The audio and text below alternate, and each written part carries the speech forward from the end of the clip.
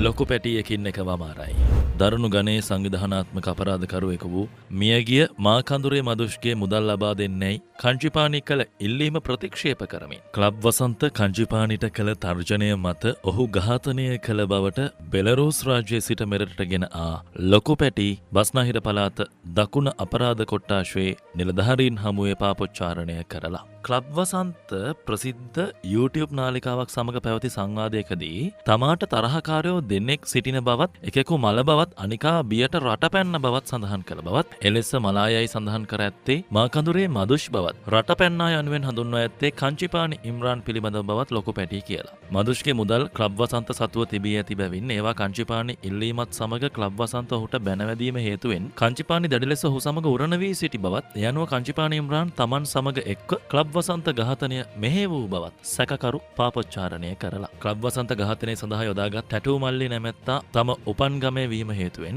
ඔහුදේ සඳහා යොදාගත් බවද සැකකරු කියලා. එමෙන්ම තමන් ව්‍යාජ විදෙස් ගමන් බලපත්‍රයක් සකසාගෙන ඩුබයි රාජ්‍යයට පලා යාමෙන් පසුව රොටුඹ අමිල නම් පාතාල කල්ලි සමාජිකයා සමග බෙලරූස් බලා ගිය බවද එහිදී අත්අඩංගුවට පත් වූ බවද සැකකාර ලොකු පැටි හෙළි කරලා. ක්ලබ් වසන්ත හෙවත් සුරේන්ද්‍ර වසන්ත පෙරේරා ඇතුළු දෙදෙනෙකු ඝාතනය කිරීම, හෙරොයින් ළඟ තබා ගැනීම මෙන්ම විදෙස්ගතව සිටිමින් මෙරට ඝාතන සහ අපරාධ රැසක් මෙහෙයවීම සම්බන්ධයෙන් චෝදනා එල්ල වී සිටින ලොකු පැටි බෙලරූස් රාජ්‍යයේදී අත්අඩංගුවටගෙන ලංකාවට අරගෙන ආවා. ක්ලබ් වසන්ත ඝාතනය සම්බන්ධයෙන් පැටියට චෝදනා තිබෙන අතර සිදු වූ ටැටූ මධ්‍යස්ථානය ආරම්භ කිරීම සඳහා තමන්ට ලොකු පැටියගෙන් රුපියල් ලක්ෂ 16ක මුදලක් ලැබුණු බවෙහි හිමිකරු ඒ දිනවල පොලිසියට පාපොච්චාරණය කළා.